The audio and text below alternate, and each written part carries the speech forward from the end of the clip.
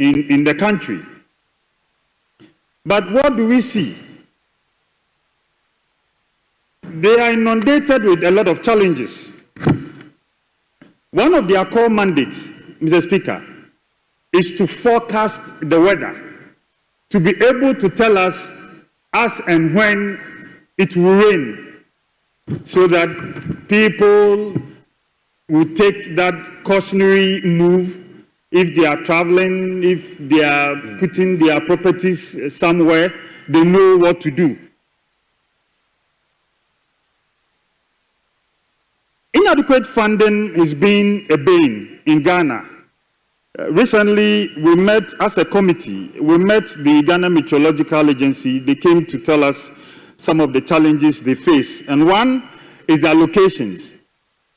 They claim that they don't have enough resources to be able to even go around the country and educate the populace when some of these occurrences are about to happen.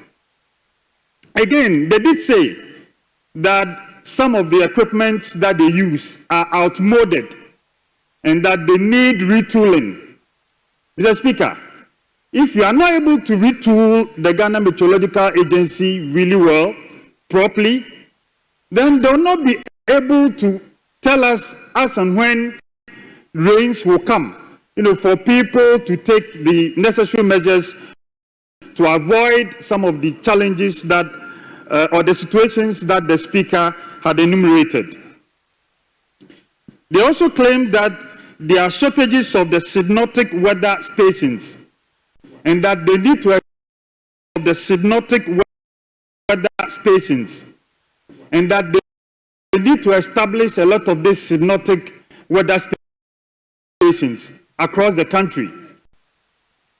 Mr. Speaker, I would wish that the Finance Ministry make extra allocation to the Ghana Meteorological Agency to be able to perform the roles that have been assigned to them. Honourable Member, conclude. Comments are supposed to be for 5 minutes.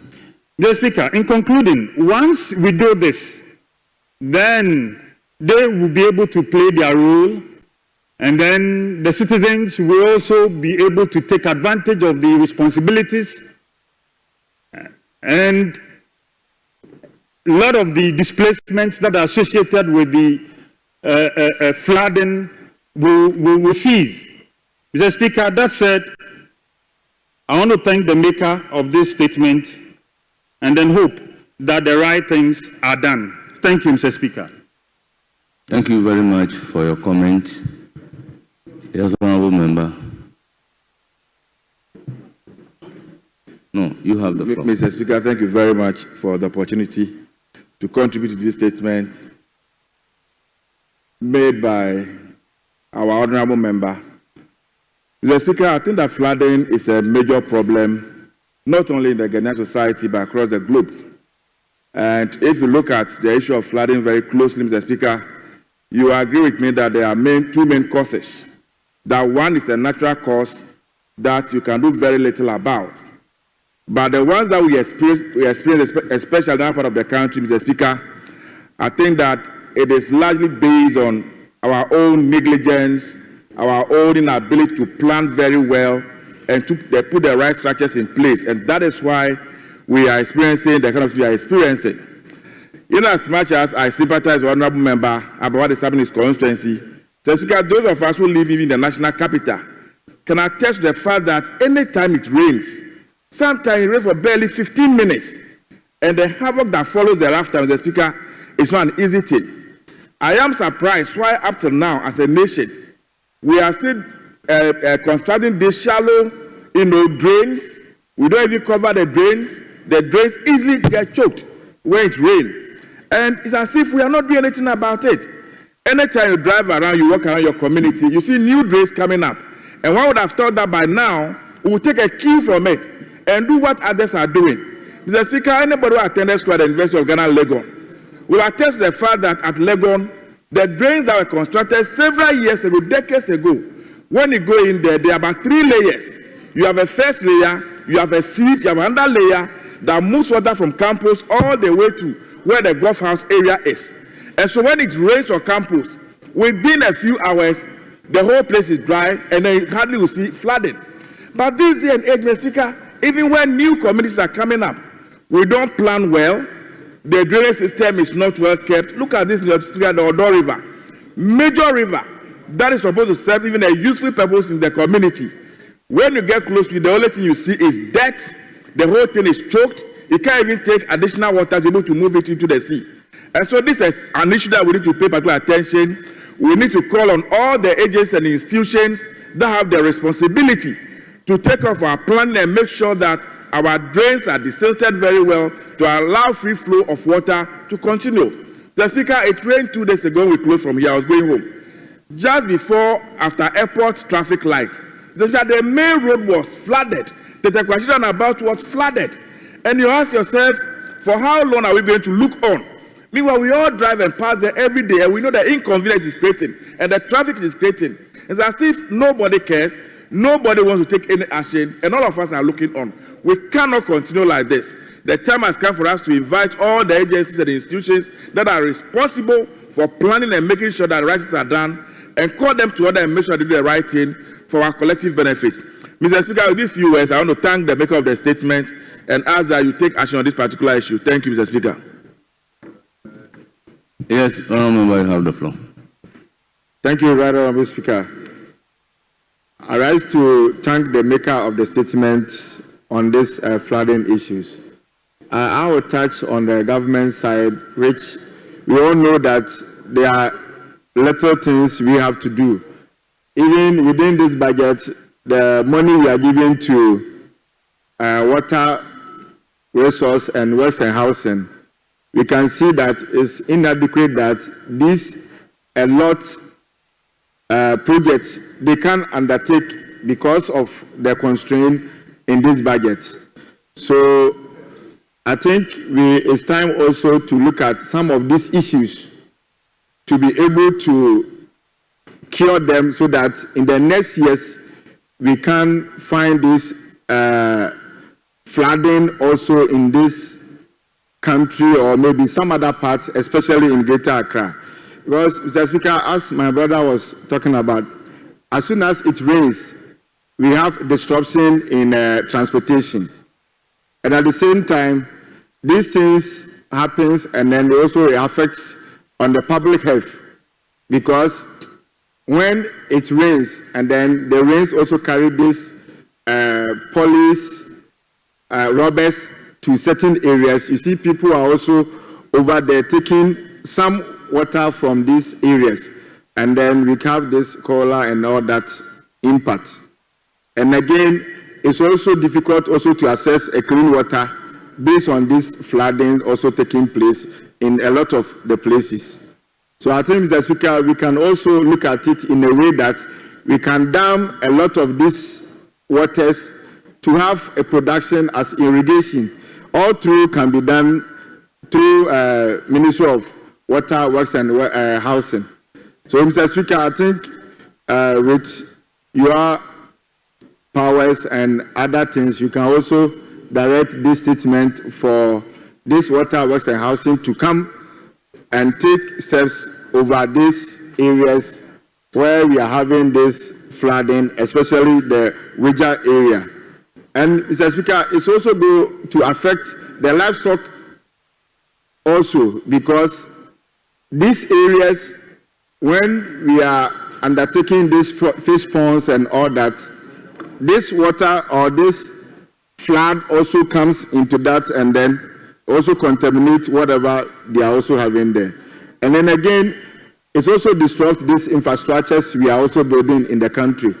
So, Mr. Speaker, I think now we have some families which have been,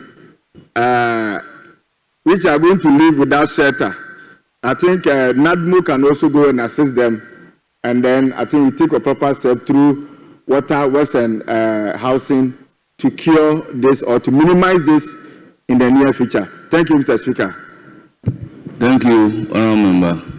You have the floor. I think we'll take one more and move to another statement. Thank you, Mr. Speaker, for the opportunity to contribute to this statement made by the leader over there. I think First of all, we have to sympathize with the families that have been devastated as a result of the flooding. And then I know they've spoken a lot about the causes and possible solutions, but I think that the two main things that cause flooding in urban areas would be poor urban planning, just like they have said, and improper waste management. Urban planning as a result of poor drainage systems, and then improper waste management is we use a lot of rubber products in this country, and most of them do not degrade within the shortest possible time. As a result, they accumulate, and when there's any little rain in the country, they choke our gutters and get them flooded. What do? We wait for the gutters to be flooded and then choked, and people's houses are damaged, properties are damaged. Then we rush with relief to go and support them. I am going to talk about simple measures that we can do. Instead of sending relief to people, we rather use the money for reliefs to support communities and urban areas that are prone to flooding. The millions we spend in dredging gutters and then giving relief to flood victims in our urban areas, we can use that money rather to employ a lot of the youth who have no jobs. Provide them trucks to convey all the rubbish at every given time. The gutters must be clean. In that way, one, we have achieved getting employment for the youth. We have cleaned the gutters, and when it rains, there is no flood. Then we are making good use of our money. But we allow ourselves to produce a lot of rubbish. We throw litter anywhere, and when the gutters get choked and the houses are flooded, then we have to use money to go and clear it. What are we doing to ourselves? One other issue is that when these gutters are clean and the cities are clean, infections are prevented. This flood is going to cause infection in the areas that are involved. Cholera is going to rise, typhoid is going to rise, pneumonia, and then the rest. People don't even have money to eat now. They'll eat anything at all and get sick. Let's ensure that urban planning is well followed by every district assembly. Enforce the laws. People building on waterways, stop them from building. So I think that the cause of flooding is not because of the metro agency. If even we resource them and we choke the gutters, we'll still have flooding. If even we resource them and we don't plan the cities well, they can diagnose when the rain will fall, we'll still have flooding. So let's rather have a change in the way we manage our urban areas and also the way we dispose garbage in this country, and that will help in resolving almost 80% of flooding in our cities. Speaker, thank you very much for the opportunity. That's my contribution. Thank you, leadership. Speaker, from the outset, let me thank you for admitting the statement. We all know the times we find ourselves in. And the focus was us to deal with the estimate, but Speaker, you created space for this statement to be made. Let me commend my deputy, the Honorable Jerry Ahmed, also for finding time to put together this statement. Speaker, not to overflog the matter, I think earlier speakers have tried to put matters in context in terms of the variables that should be mentioned when we talk about flooding. Not to sound repetitive though, two factors I consider very important is the impact of climate change. Of course, the human factors are real, are germane, it can't be glossed over. But climate change and its effect is telling.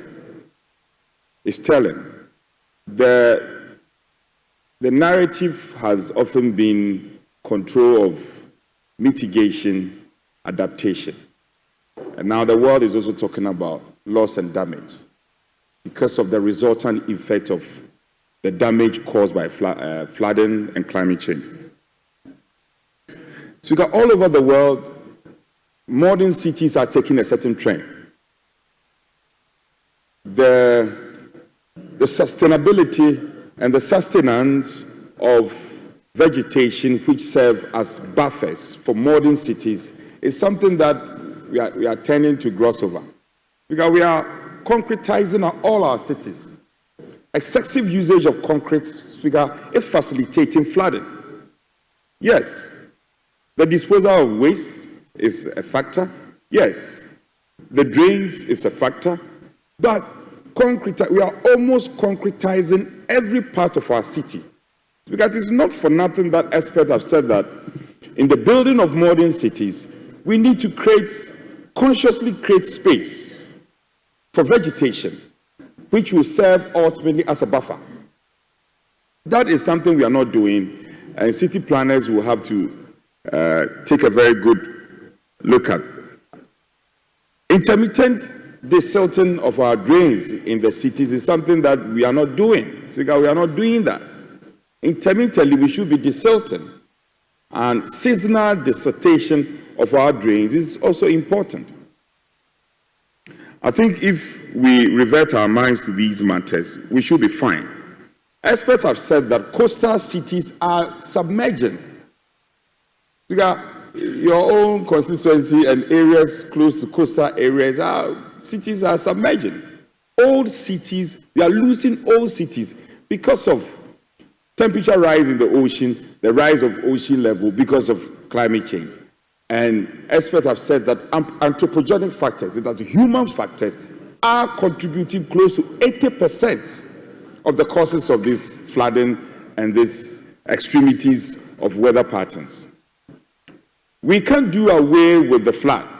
The floods will come, but we can control it. And we should prepare ahead of time. And it is when we prepare ahead of time that we'll be able to control the flooding. Speaker, not to bore you with words, I think I will pray some consequential directive from your outfit. There is a specific picture and a broader picture. It's not limited to his constituency.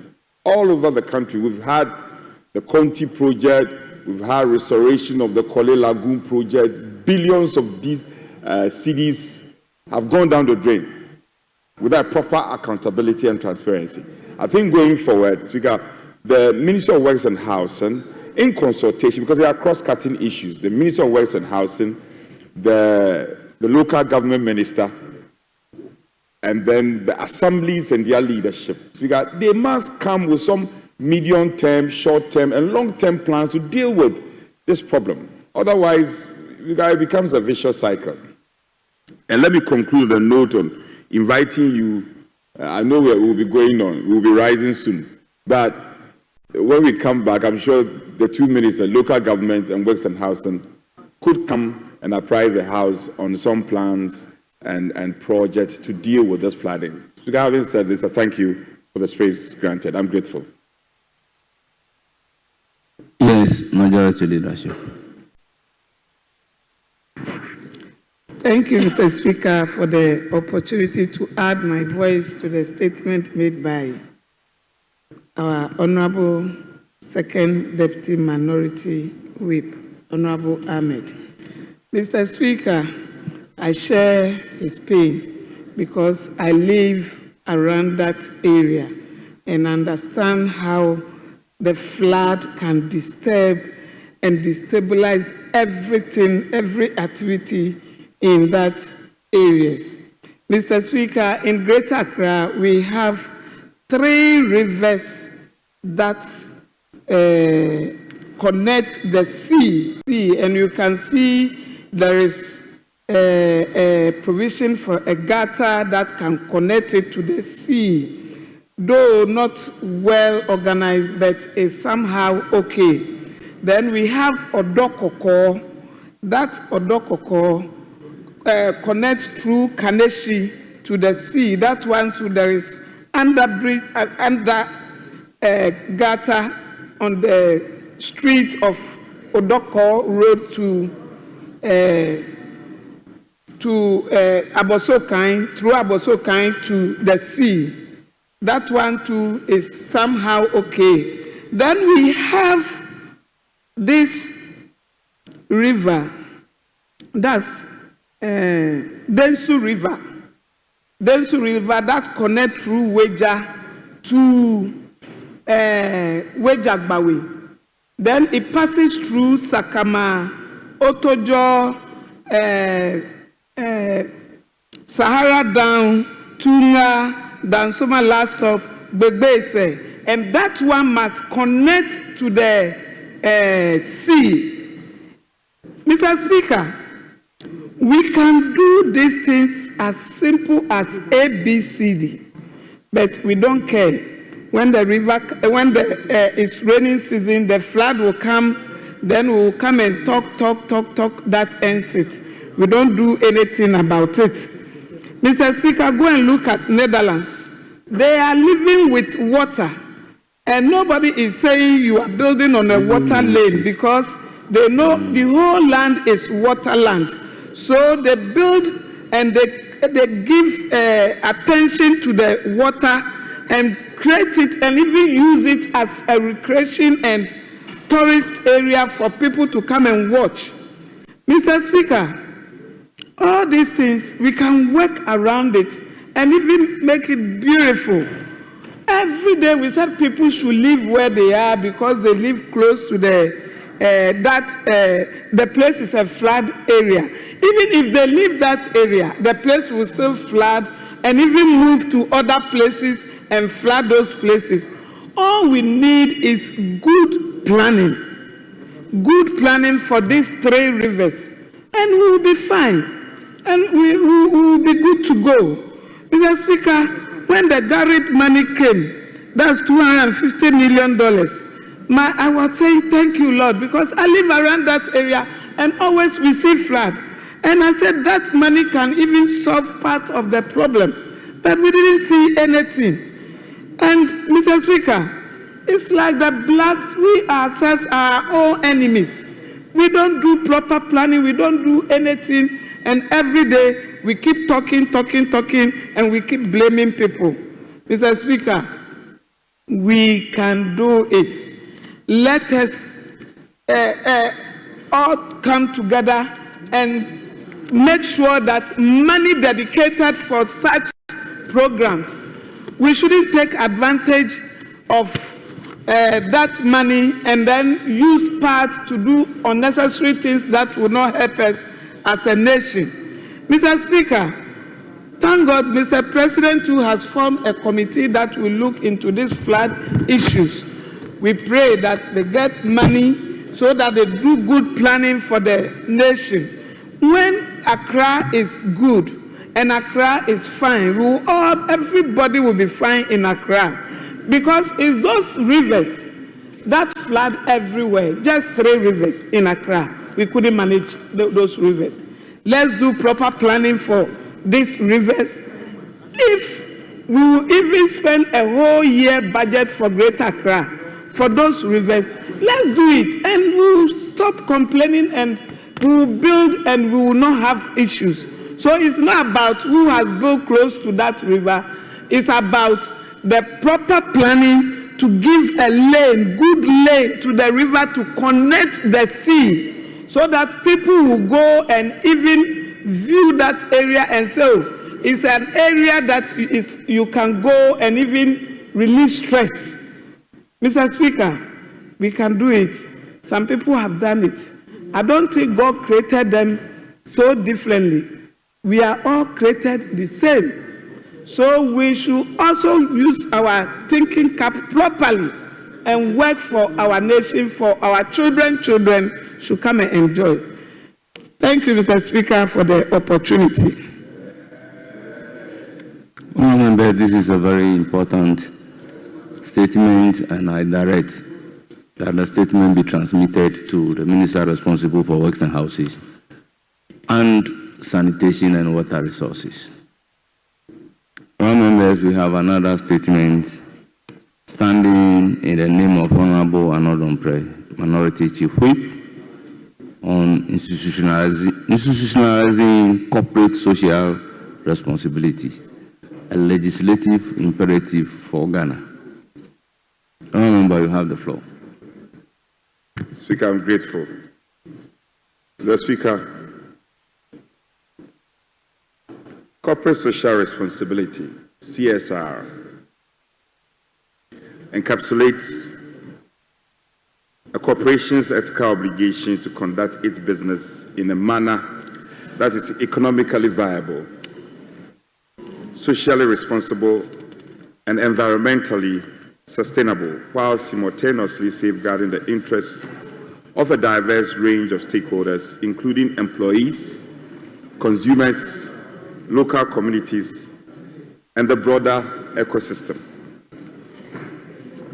Speaker, the global corporate landscape has evolved to recognize CSR not merely as a philanthropic gesture, but as a strategic imperative that fosters sustainable economic growth, social equity, and environmental stewardship. Ghana, however, has yet to fully harness the transformative potential of CSR, a reality that has resulted in untapped economic opportunities that other nations have strategically capitalized upon.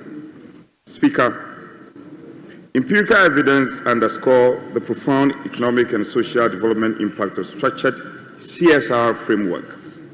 For instance, the enactment of the Companies Act of 2013 in India mandates CSR expenditure for corporations with a net worth exceeding some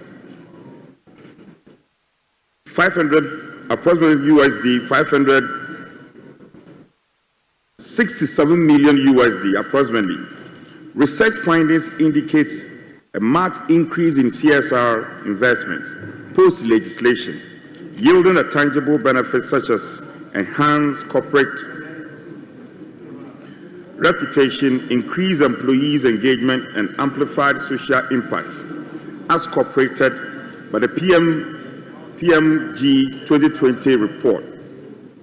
Speaker, similarly, within the African continent, South Africa's Broad-Based Black Economic Empowerment Act 2023 has been instrumental in compelling corporations to invest in socio-economic development initiatives. The outcomes have been remarkable, leading to sustained economic growth, employment generation, and social integration, as documented in 2018 and 2019 annual report. It is imperative to note that in South Africa, the BBBE Act has led to an increase in black ownership of companies from 1.9% in 2001 to 23.3% in 2019. Additionally, the Act has contributed to the creation of over 500,000 jobs. It is also important to know that Nigeria has the Nigerian Content Development Monitoring Board Act, which requires companies operating in the oil and gas sector to invest in local content development. Kenya has the Companies Act 2015, which requires companies to disclose their CSR activities. Further, Mr. Speaker, Brazil's corporate social responsibility law has incentivized corporate investment in social and environmental initiatives, yielding measurable improvement in access to education and healthcare services. Additionally, Denmark's Financial Statement Act mandates CSR reporting, enhancing transparency, corporate accountability, and stakeholder engagement, as evidenced by the Danish Business Authorities Report 2020. Speaker, these jurisdictions amplify the tangible benefits of legislated CSR frameworks, underscoring the necessity for Ghana to adopt a structured and binding CSR policy. Speaker, while Ghana has some incremental progress in advancing CSR, particularly in the extractive industries, the absence of a standardized regulatory framework has led to inconsistencies in corporate accountability and impact measurement. The Ghana Chamber of Mines report that the mining sector allocated some 1.4 million Ghana cedis, approximately 230 million USD to Sierra initiative in 2020, a notable increase from 1.1 billion in 2019. Speaker, despite these investments, CSR engagement in Ghana remains largely voluntary, with no mandatory reporting requirements to ensure transparency and accountability. Speaker, the lack of comprehensive national CSR policy has led to a fragmented approach, with corporations implementing sporadic initiatives rather than integrating CSR into their core operational strategies. A prevalent misconception in Ghana equates CSR with discretionary philanthropic rather than recognizing it as integral component of corporate governance that fosters sustainable national development. Speaker, this narrow perspective has resulted in superficial and short-term engagement rather than strategic and sustained investment in community empowerment, environmental conservation, and workforce development. Speaker, Ghana's regulatory environment further compounds the challenges surrounding CSR. According to the International Organization for Standardization's 2020 report, Ghana is among the few African nations lacking a national CSR policy or binding legislation. Moreover, weak enforcement mechanisms exacerbates the issue, with the Ghana Chamber of Mines reporting some 60% of mining companies are not being subjected to regulatory inspection in the past year. Speaker, the inadequacies of Ghana's labor laws in safeguarding workers' rights, as highlighted by the International Labour Organization, further expose the limitations of the existing CSR framework.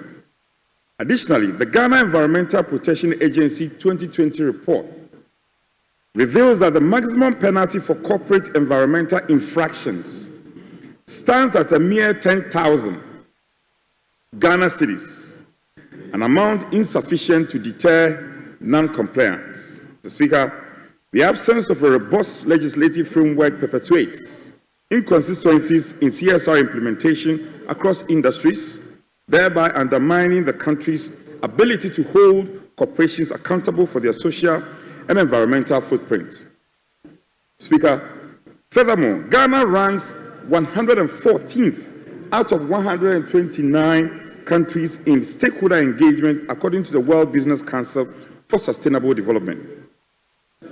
And this underscores the need for structured regulatory interventions to enhance corporate community relations. Speaker, given the preponderance of empirical evidence and institutional reports, it is imperative that Ghana enacts a national CSR policy and legislation that mandates corporate entities to operate within an ethical and socially responsible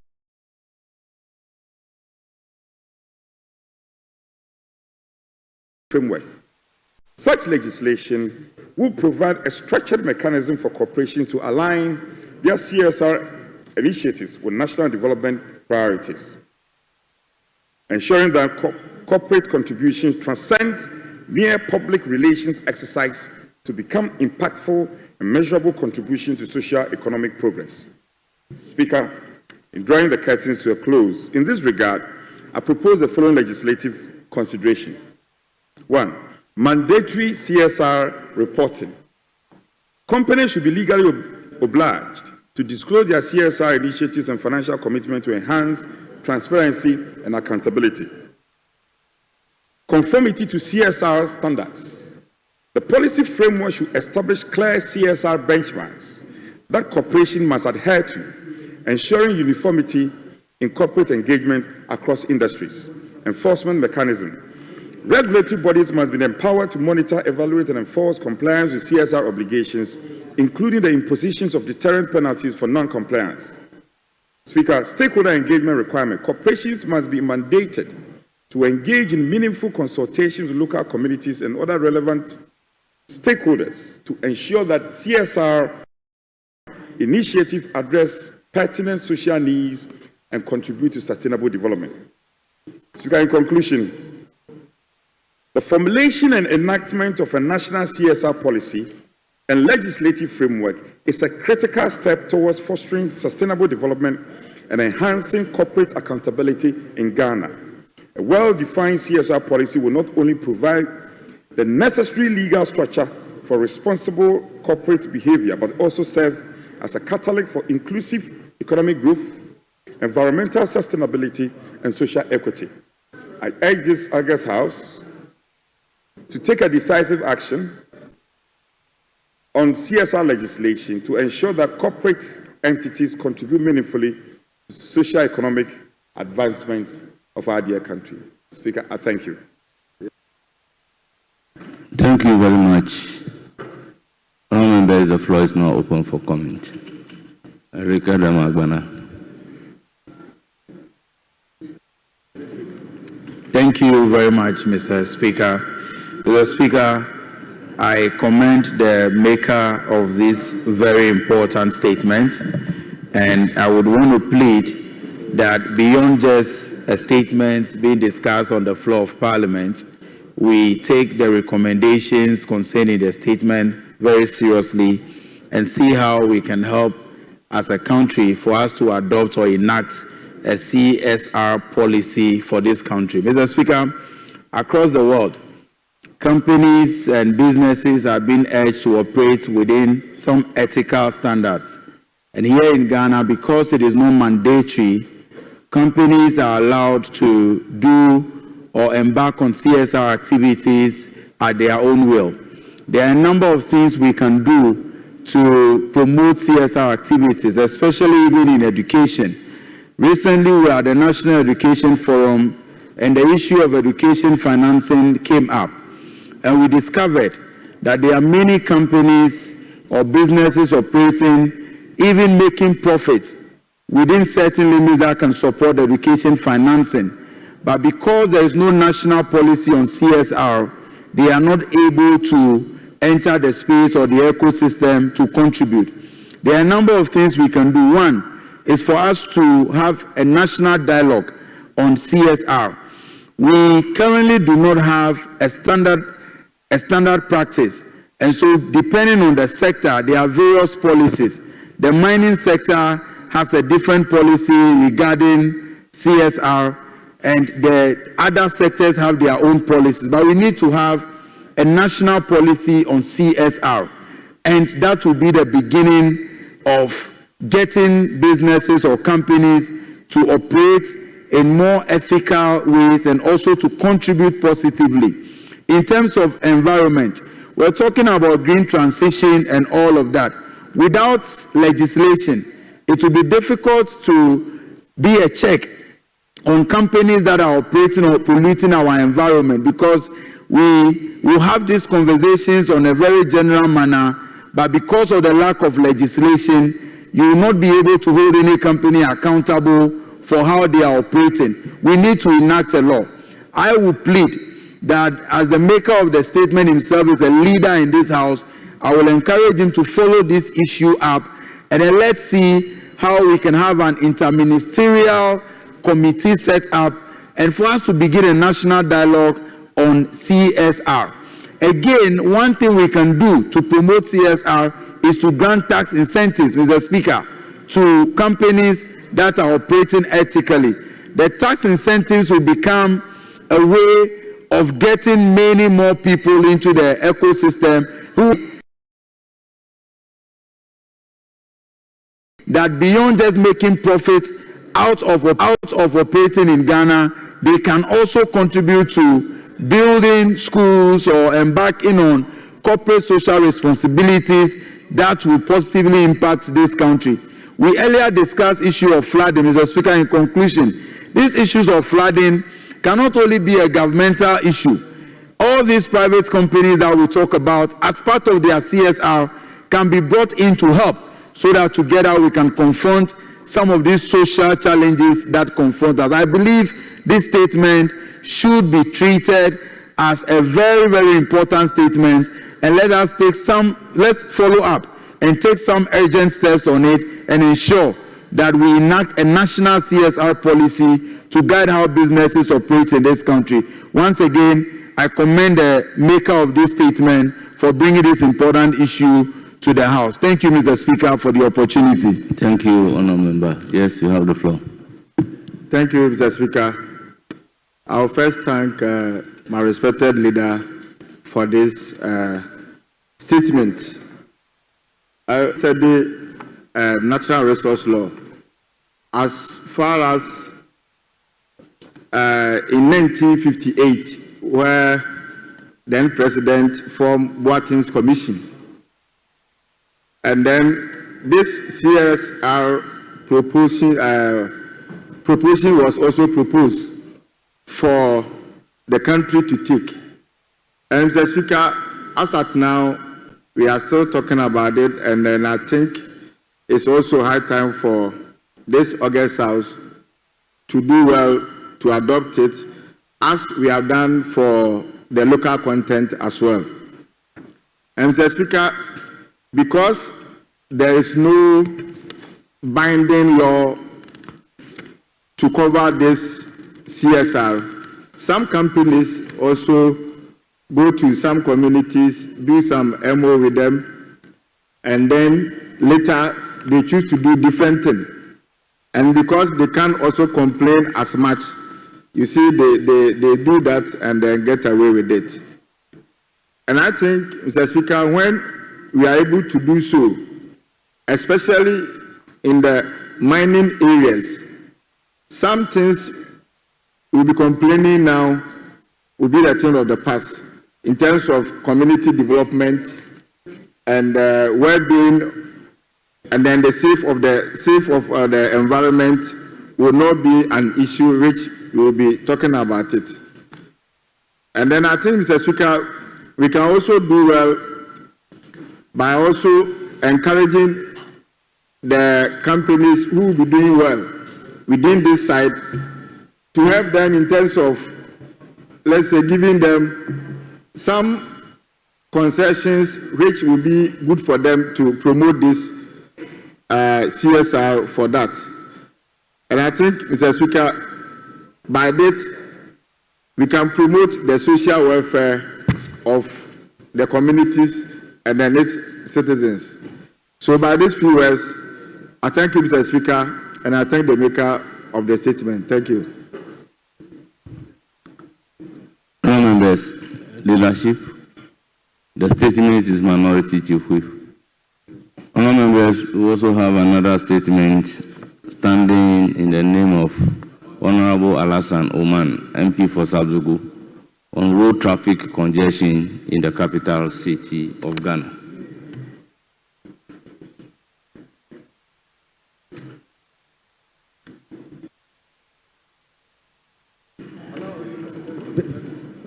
Mr. Speaker, the honourable member is not. Thank you, Mr. Speaker. Be ready for the next item. After his statement, we are moving to the next item. Thank you. Mr. Speaker, I'm honored to address the August House on the pressing issues of road traffic congestion in Ghana's capital cities, particularly Accra and Kumasi. Road networks are vital for daily activities, including commuting to work, markets, and places of worship. However, congestion has become a major social or socio-economic and environmental challenges, demanding attention. That's why efforts by successive governments to construct and expand roads, progress has stagnated over the past 8 years. Daily, thousands of Ghanaians endure long hours in traffic, wasting valuable time and productivity. According to the World Bank's 2021 report, connecting the dots, people, jobs, and social services in urban Ghana, 70% of major roads in Accra are congested during rush hours with vehicle speeds dropping below 20 kilometers per hour. The Ghana Statistical Service also notes that Accra population has grown by 35% over the past 2 decades. While road infrastructure has remained largely unchanged, the World Bank estimates that Ghana loses approximately $200 million annually due to congestions, stemming from lost productivity, excessive fuel consumption, and delayed business operations. Beyond economic losses, Congestion poses serious health and environmental risk. The Environmental Protection Agency 2022 report highlights that vehicle emissions account for 70% of urban air pollution, contributing to respiratory and cardiovascular diseases. Additionally, the mental toll of prolonged traffic exposure leads to stress, frustrations, and a decline in quality of life. Causes of congestions. Several factors contribute to the worsening traffic situation. 1. Rapid urbanization and vehicle ownership. Urban population have surged from 50% in 2000 to 58% today, with Accra alone housing over 5 million people. The Driver and Vehicle Licenses Authority, DVLA, reports over 3 million registered vehicles, 70% of which are concentrated in Accra and Kumasi. Poor road infrastructure. Many roads are narrow, poorly maintained, and lack proper intersections, flyovers, and dedicated lanes for buses and cyclists. The absence of a functional bus rapid transit system exacerbate the problem. 3. Inefficient public transport. Over 60% of commuters rely on informal transport services like trotros and taxis, which operate without schedule or designated stops, contributing to disorder and congestion. 4. Weak traffic management, reckless driving, illegal parking, and poor enforcement of traffic regulations further worsen congestion. Proposed solutions. To address this crisis, a multifaceted approach is required. Modern public transport system. Implement a BRT system with dedicated bus lanes, expanding rail transport, and promoting non-motorized transport like cycling and walking can reduce reliance on private vehicles. 2. Light rail transit, often referred to as modern trainway or light metro. It is an urban transportation system that uses electrical-powered rail-guided vehicles, typically operating on dedicated tracks at ground level on electrical structures or tunnels, which makes them environmental friendly. Upgrading road infrastructure, expanding high traffic corridors, constructing flyovers, underpasses, and alternative routes, and integrating pedestrian-friendly walkways, cycling lanes are essential. Smart traffic management, adopting AI-based technologies such as intelligent traffic lights, real-time monitoring, and automated ticketing system can improve traffic flow and penalize offenders. Strict enforcement of traffic laws, enforcing parking regulations, penalizing reckless driving, and implementing congestion pricing for high traffic zones during peak hours can instill discipline among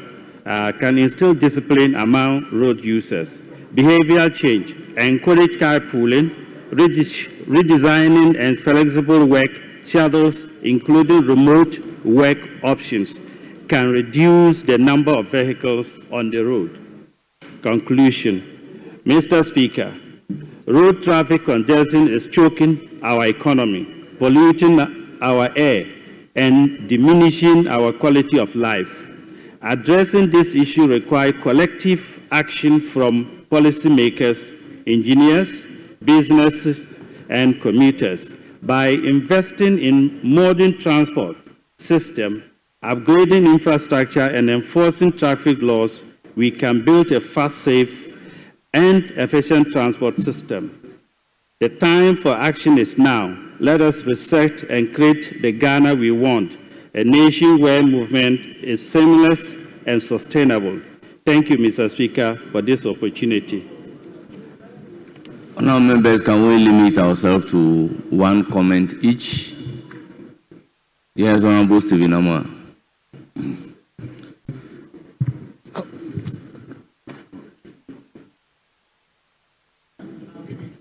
Very well. OPK, you have the floor. Thank you very much, the Speaker, for the opportunity to contribute to this very important statement on road traffic congestion, especially in the capital, Accra. The Speaker, indeed, if you are to travel, especially in the central business district of Accra,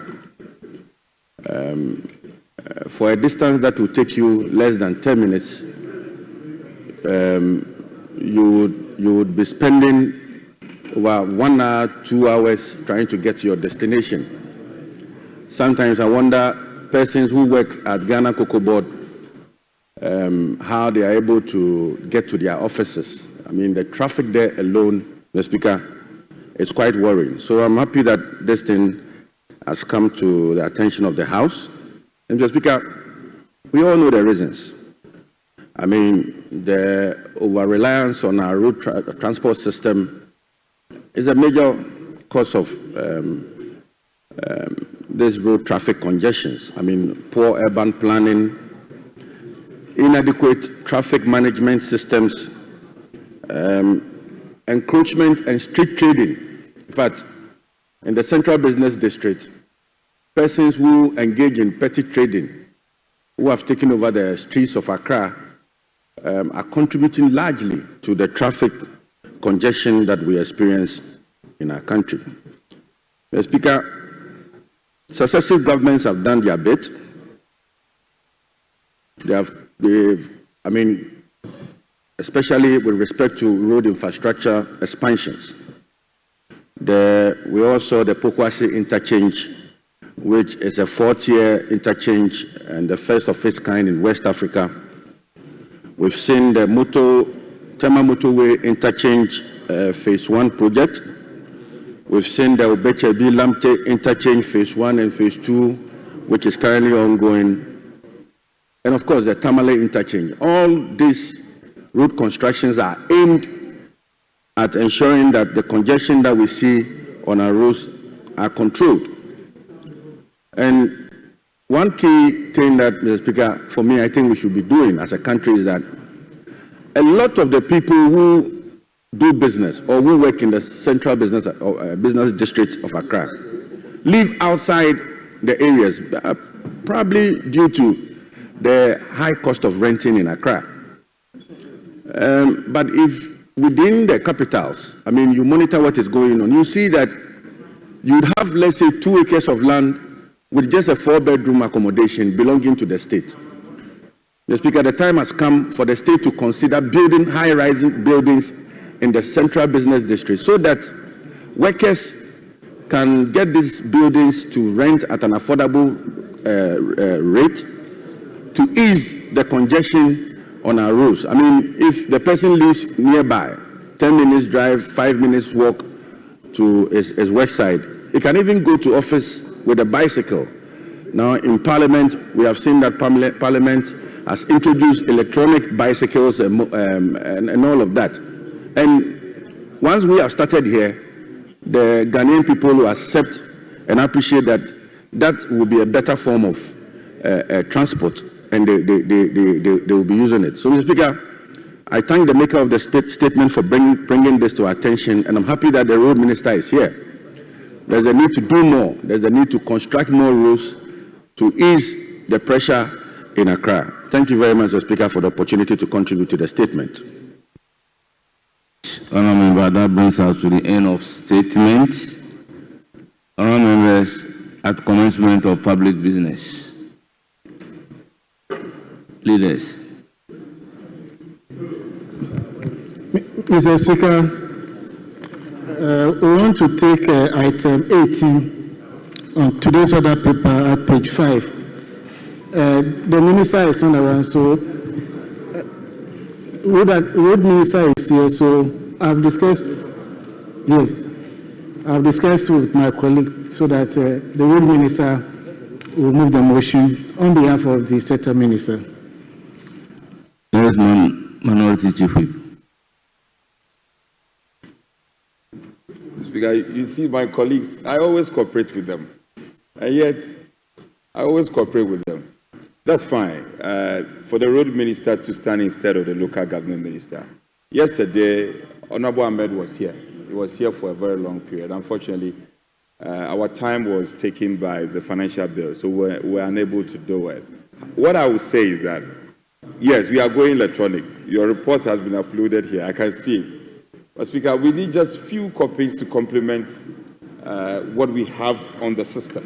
So we can start with the local government, but the other motions, they should get a few of the copies just for us to complete up what we have on the system. Otherwise, we don't have hard copies at all. So he can proceed.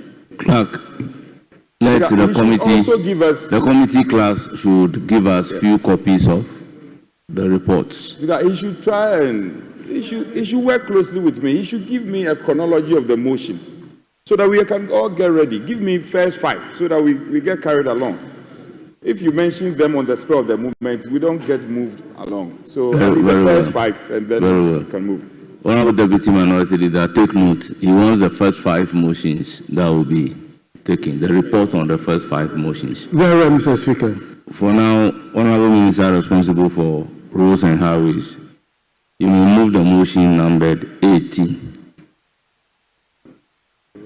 Mr. Speaker, I thank you for the opportunity, and I want to thank my colleagues from both sides for this kind gesture.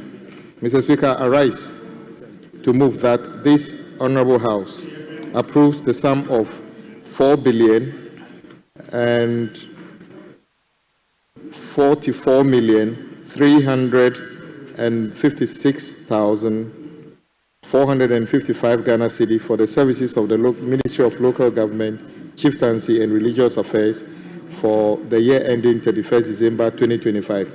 Mr. Speaker, this amount is expected to help the ministry deal with all the issues, the coordinated activities at our local assemblies, at the regional coordinating councils, manage entities that work on waste disposal in our communities, and many other initiatives that the ministry has outlined as part of the 2025 fiscal year. Mr. Speaker, I so move.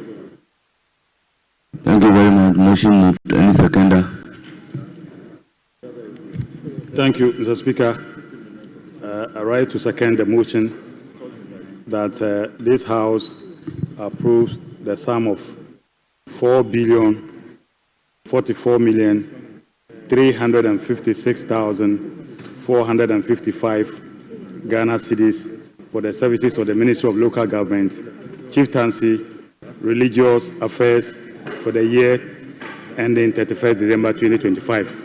Mr. Speaker, I want to, before I present the committee's report, I want to ask that the Hansa Department capture the entire report as having been read. Mr. Speaker, I want to just go straight to the concluding part. Aside the numerous issues that were raised at the committee level, the most critical one had to do with the issue of sanitation. In the budget, Mr. Speaker, committee members realized that the issue of sanitation is very critical in this country. Budgetary allocation to cater for sanitation in the country was nothing to write home about. But at the end of the day, the committee was able to meet with the finance minister, and he made an assurance that before the appropriation is passed, an additional allocation was going to be made to cater for the issue of sanitation. So I want to therefore plead once again on behalf of the ministry that the finance minister will go by his assurance or promise and do the appropriating. Mr. Speaker, I so move. Thank you. Honourable members, motion moved and seconded, and it is for the consideration of the House. Yes, Honourable Former Minister.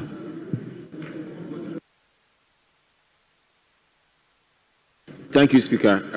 Mr. Speaker, I rise in support of the motion and the request for funding of 4,044,356,455 cedis for the Ministry of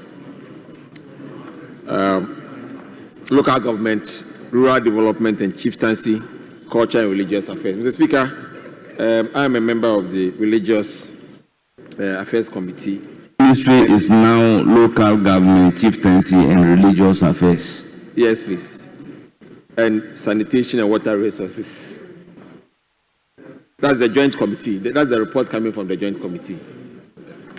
Mr. Speaker, there are two issues that I believe that I want to comment on. One of them is the elevation of the chieftaincy and the religious affairs entity from a status of a directorate to an agency. Mr. Speaker, if you take the work that our chieftaincy institutions and religious organizations do for this country, you realize that they are really the embodiment of the Ghanaian society. And therefore, reducing them from a ministry to the level of a directorate, we believe is not appropriate. In fact, we believe that when we give it the status of an agency, it will go a long way to raise and mobilize a lot of resources for themselves and invest in these two institutions. Mr. Speaker, one area we realize is that most of the chiefs in this country feel that their powers have been withdrawn from them. But as a society, we can give them a lot of space and a lot of responsibility and obligations to support government work.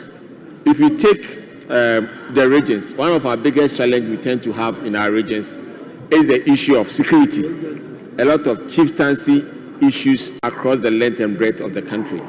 When I was a regional minister, I didn't have less than 200 cases before my office and the regional House of Chiefs. Clearly it shows that if you are giving some responsibility and resources to manage affairs in a certain way, the security situation will be better than what we see today. Because currently, as we speak, chieftaincy insecurity is more than even armed robberies we have in this country. And we believe that if you're able to bring it to the status of an agency, it will go a long way, a very, very long way, to stabilize them, for them to play their part. The second issue I also wanted to look at is the issue of the Land Use and Spatial Planning Authority. Mr. Speaker, if you take the Ministry of Environment and Science, you realize that there are a lot of funds that are locked up in their area. We have the Spatial Planning Fund, and we also have even the Land Restoration Fund. Unfortunately, these funds are not usually available for the ministry that overlooks these departments. And we believe that it's time that the law is brought back into this House for some amendment so that the Minister for Local Government and Rural Development can have access to these funds to develop our cities. Mr. Speaker, one of the biggest issues we have in this country is the development and growth of our mining towns. You realize that there's always a disconnect between the gold that is extracted from these towns and then the way these towns are developed. Most of the times, we tend to accuse big mining companies in these towns. Meanwhile, the development and spatial planning and built environment in these towns are not in the control of these big mining companies. And I believe that if these funds are made available to the ministry, they can have a collaborative way of making sure that as they are extracting more gold from the area, the district, metropolitan municipal assemblies in those areas will have some funding to ensure proper planning, ensure proper built environment, and ensure that our cities actually portray the kind of resources that are extracted from these regions. With this view, Mr. Speaker, in this view, Mr. Speaker, I'd like to support the motion for the approval. Thank you very much, Member. For the ministries. Yes, Minority Chief Whip. So how many people are we taking on each? Two each. Very well. Yes, Member, you have the floor. Thank you, Mr. Chairman, for giving me this opportunity to contribute to this motion. Mr. Chairman, I would like to touch on the sanitation aspect of the sanitation aspect of the We don't have motion. the numbers. Mr. Chairman, you can, sorry.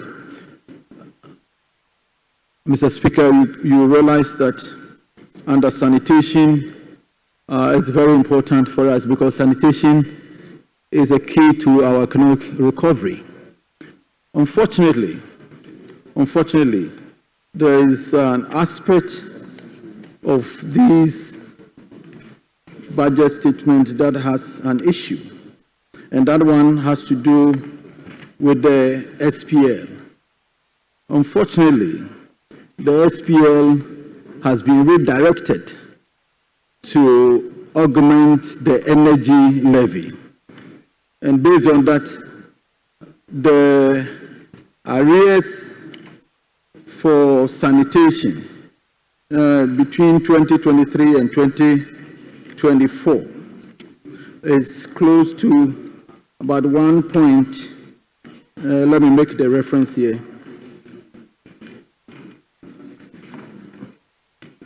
Yes, it's about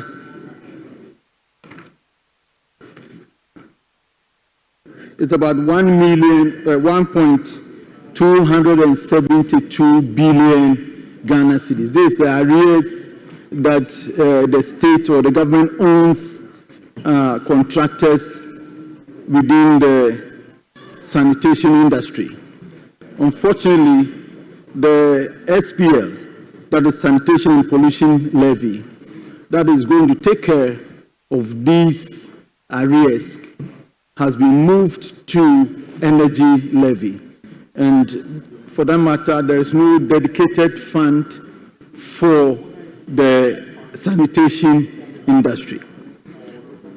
We had the opportunity to meet with the Minister of Finance to deliberate on why this levy has been moved to energy. He gave us the impression that it is a government policy. So unfortunately, there's nothing we can do about it. So we wanted to find out, if that is the case, how do we take care of the sanitation issues that we have here and the arrears of over 1.2 billion. He made us understand that there's going to be about 13 billion in this budget that is going to take care of arrears, and that much, there's going to be part of it going to sanitation. Mr. Speaker, we all understand sanitation is a big issue in Ghana here, especially the big cities, Accra, Kumasi, and other big cities. So we want to appeal to the finance minister that if he's going to use part of the arrears budget to take care of the sanitation, we want to be assured that definitely they are going to use this money to take care of the arrears that are already in existence and those that we are going to generate now. So with these few words, I want to agree with the motion. Thank you, Mr. Speaker. Thank you very much, Honourable Member. Yes, Minority Whip. Speaker, just some few observations. I wish my colleague was here, but it's okay. Speaker, let's get it that the development authorities have all been uploaded onto this ministry, the 3 development authorities.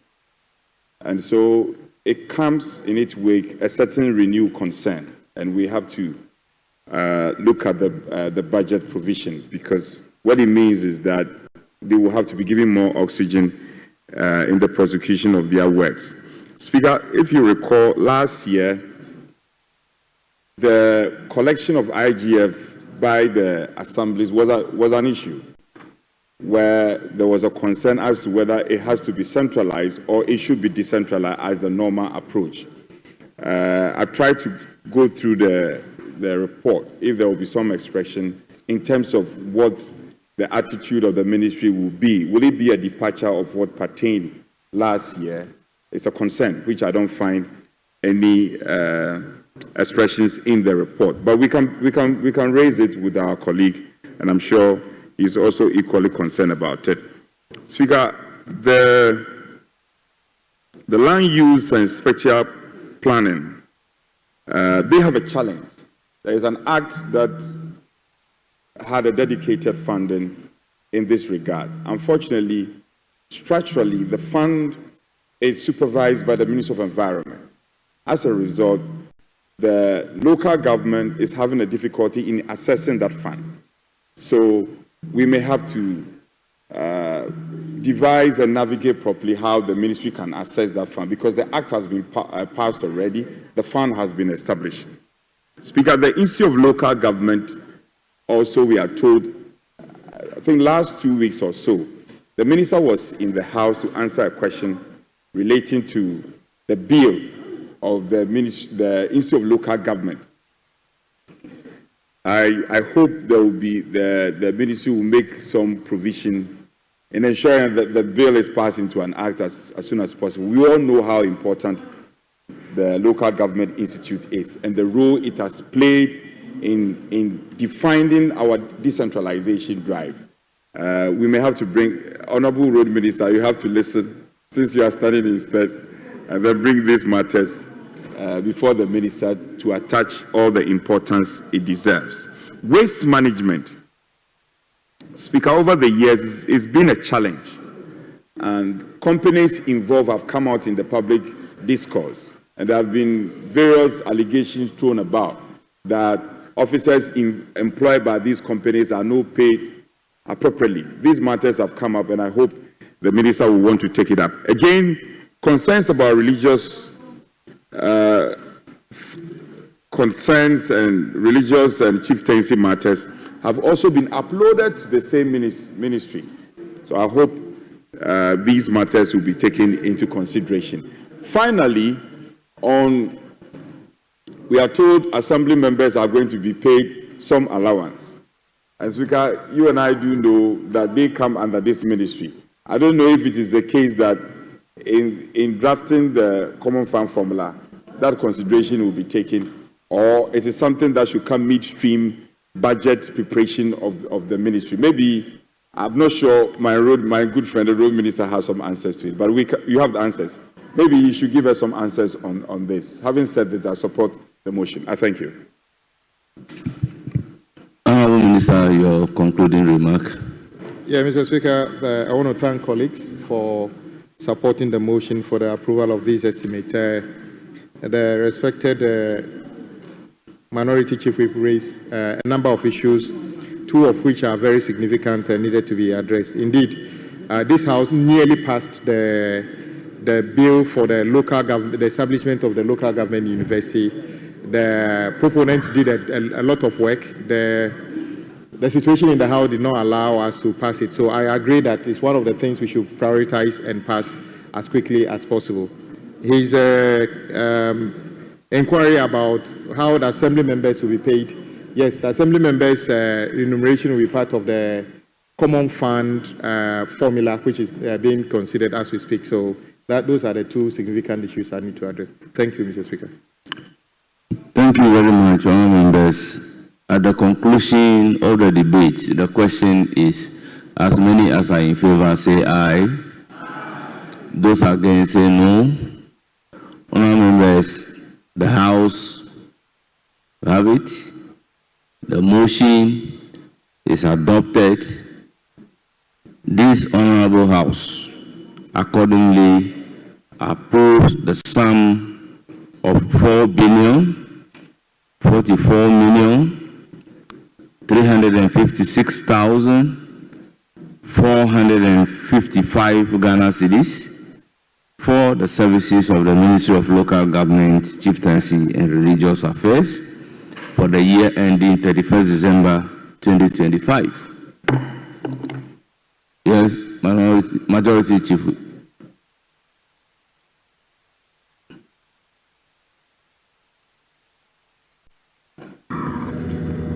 Mr. Speaker, we will take item 25 on today's order paper at page 7. The existing protocol is working, so we'll ask the road minister to move the motion. It is inherent in the first application I made, so. Honourable Honorable Mamatili, that application is Road Minister. I will not object. They know I will not object. But I Very have well. cautioned him that he should give us the first five. Yes, priorities. and they should take note of your cooperation. Huh? We They should take judicial notice of your Yes, exactly, cooperation. Speaker. Yes, Proceed. Honorable Road Minister. Mr. Speaker, once again, I thank you for the opportunity and I acknowledge the cooperation of my colleagues. Mr. Speaker, I rise to move that this Honorable House approves the sum of 2,904,904,981 Ghana cedi for the services of the Ministry of Food and Agriculture for the year ending 31st December 2025. Mr. Speaker, these sums are intended to, amongst others, help the ministry coordinate their various activities in the improvement of crop and livestock and the distribution of same to consumers, work with other agencies to improve irrigation in designated areas, and also to work towards improving agribusiness in our country.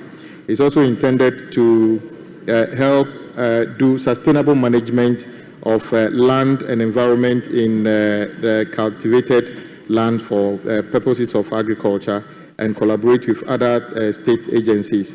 Mr. Speaker, I so move. Honorable motion moved. Any seconder? Yes, Honorable Gakwe. Thank you, Mr. Speaker, for giving me the opportunity to support the motion and to second the motion. Yes, in doing so, Mr. Mr. Speaker, in presenting your committee's report, the committee met and then discussions were done. There were some key observations we want to bring to the fore. One of them is the low investment in terms of irrigation development. We met the minister and then it was reiterated that the minister noted that we have almost about 1.9 million hectares of irrigatable lands, and then after that, it's only few that is used. Based on that, irrigation for wealth creation project is intended to establish 10 acres of 10 hectares of new irrigation across 8. Member, in conclusion. In conclusion, Mr. Speaker, in conclusion, the committee carefully examined the budget of the Ministry of Food and Agriculture for 2025 financial year and is satisfied that the policies and program outlined for the year will go a long way to position Agric on the anchor of the sustainable growth and development. And the committee accordingly recommends to the House to adopt the report and approve the total sum of 2,904,000,000 Ghana cedis, 904,981 Ghana cedis to implement the plans and program and of activities for the Ministry of Food and Agriculture for the year 2025 fiscal year. I so. Honorable members, motion moved and seconded, and it is for the consideration of the House. Yes, Honorable Member, you have the floor. Thank you very much, Mr. Speaker. Speaker, I rise to speak in support of the motion on the floor. Speaker, motion number 25, that this Honorable House approves the sum of 2,904,904,908 Ghana cedis for the services of the Ministry of Food and Agriculture for the year ending 31st December 2025.